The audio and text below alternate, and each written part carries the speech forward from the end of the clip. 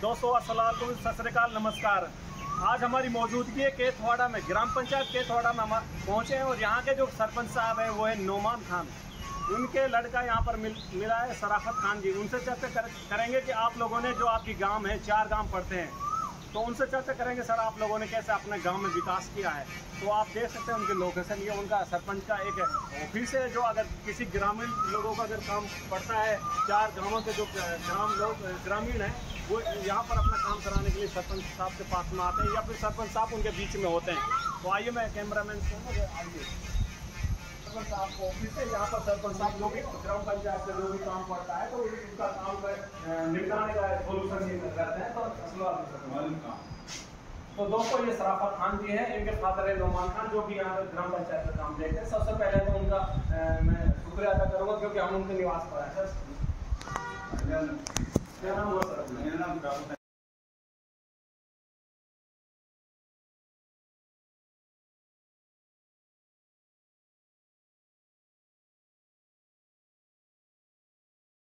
और ग्राम पंचायत में कितना विकास हुआ है सर आपके उसमें जी?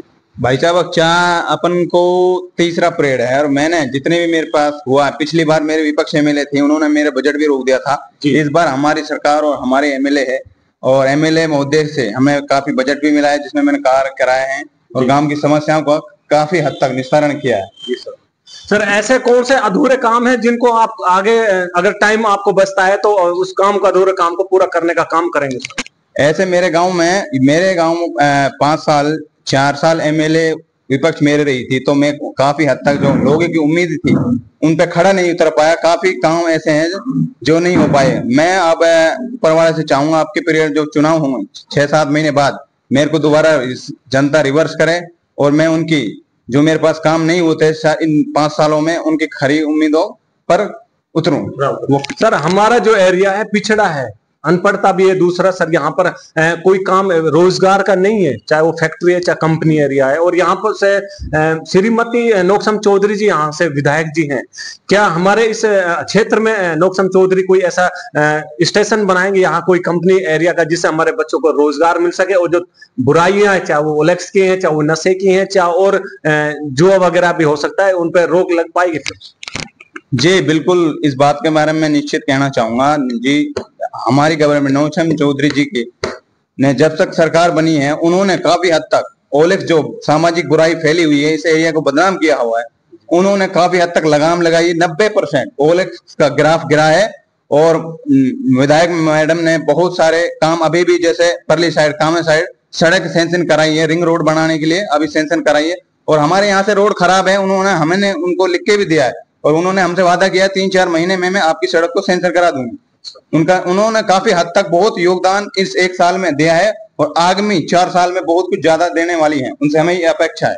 जी सर, हमें अभी सोलपुर गांव है और कई गांव हैं जिन गांवों में हम घूमे, लोगों से हमने बात भी की है कि विकास के ऊपर भाई आपके गांव में कितना विकास किया है। तो लोगों ने कहा कि भाई यहाँ पर बात करते हैं चाहे रोड की है, चाहे यहाँ पर पानी की है, चाहे बिजली की है, लगभग आप लोगों ने पूरा करने का काम किया है और आपका वो लोग धन्यवाद भी बोल रहे थे। दूसरी बात करते हैं सर आपके कार्यकाल की, उन लोगों ने बोला कि 15 साल में सरपंच साहब ने बहुत ज्यादा काम किया क्योंकि एक गांव नहीं है 4 गांव पड़ते हैं, तो हर गांव में हर छोटा छोटा काम दिया जाता है। फिर दोबारा हम आपके पास के जो गांव है, एक गांव में नरेगा काम चल रहा था तो मौके पर हम पहुंच गए थे। वहां भी आपकी जो टीम थी, वर्कर थे, वो स्टाफ था, वो पूरा हमें मौका पे मिला। यहाँ तक आपका सेक्रेटरी भी है वहां पर मौके पे मिले थे। क्या कहना चाहते हो?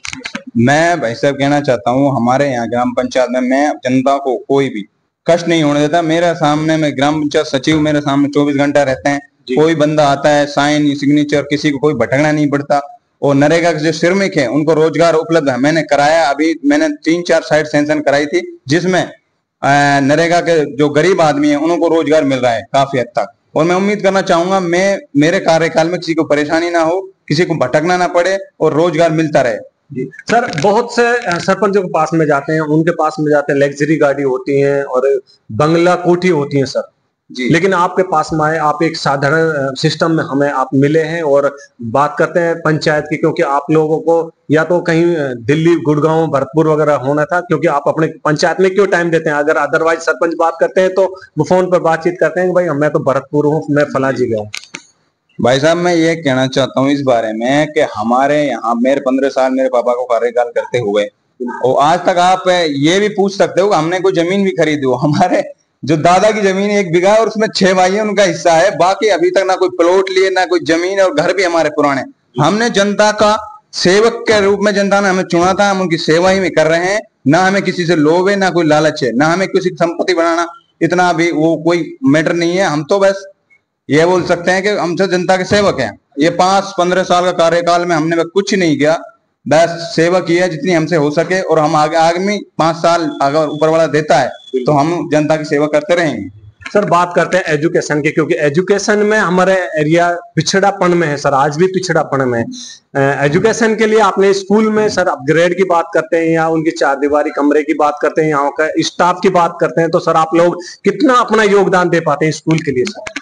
मैं ये हमारे स्कूल के बारे में मैं अभी आपको बताना चाहूंगा। काफी 1 साल पहले प्रधानाचार्य महोदय ने हमारे सामने मुद्दा रखा कि टीन शेड निर्माण कार्य कराया जाए सरपंच साहब, जिसको बच्चों को सुविधा मिल सके धूप में बरसात में।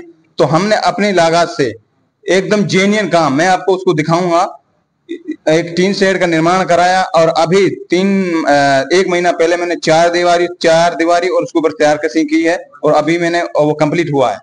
मैंने स्कूल में बहुत कुछ योगदान दिया है और आगामी मैं बहुत कुछ देना चाहता हूँ जी सर, जितना मेरे पास होगा। जी थैंक यू सर। बात करते हैं सर ओलेक्स के ऊपर और नशा पे। सर हमारे जो युवा साथी हैं वो लगभग नशे में और ओलेक्स में पड़ चुके हैं, और शासन प्रशासन भी ये जोर लगा रहा है कि कहीं तक ये जो हमारा ये क्या नाम नए बच्चे हैं ये ओलेक्स से रुके और नशे से रुके, क्योंकि इससे हमारे देश को काफी नुकसान हो रहा है सर। क्या अपील करने चाहते हैं सर जो हमारे बच्चे इसमें ओलेक्स में?